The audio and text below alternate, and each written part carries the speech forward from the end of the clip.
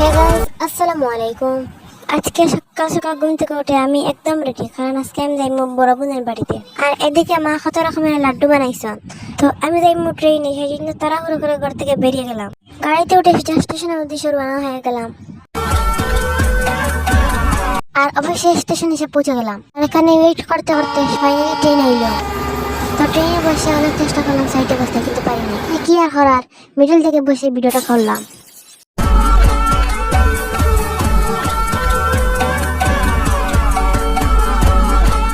তো ফাইনালি আগলাফ স্টেশনে পৌঁছে গেলাম। আর এখান থেকে একটা হঠাৎ বসে সোজা গেলাম আমার বাড়িতে।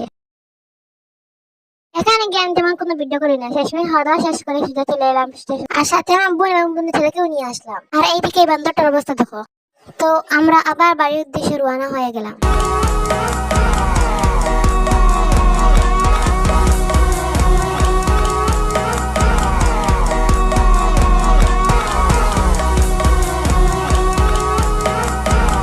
আইতে অনেক ভালো লাগছে, কারণ আইতে ঠান্ডা ঠান্ডা আবহাওয়া।